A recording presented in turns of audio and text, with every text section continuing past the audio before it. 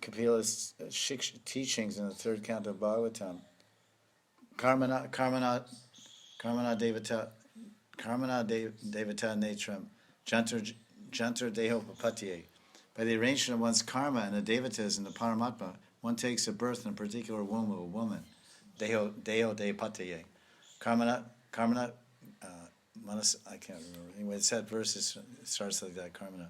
Obviously, it's because of karma we take birth, and then the arrangement, the whole birth arrangement is by devatas and so many things, and Paramatmas, the karta, the adi karta, it's called the daiva. There's 5 factors of action in Gita. One of them is cheshta, and then it's called the daiva. Daiva means the Paramatma.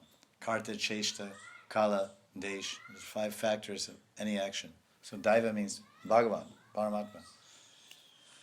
So karma is one. So this you're saying that, so that just like, for example, there's a jiva, and the jiva takes birth, and the demoniac in the womb of a demon, but he's a personification of pure bhakti.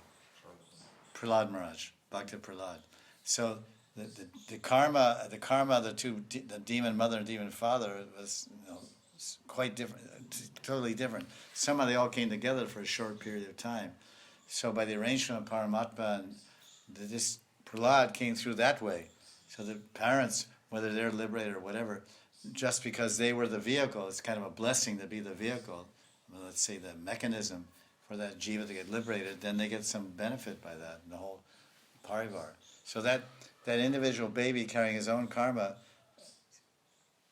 obviously there's related to that, those, like, for example, myself, my mother and father, where are they in relation to Krishna Bhakti?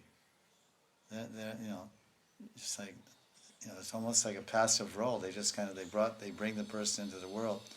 And so they have that much fortune, just like you can say that Prahlad Maharaj liberated his parents. Because that's also told. That's kind of my point. No, I know what I'm talking about.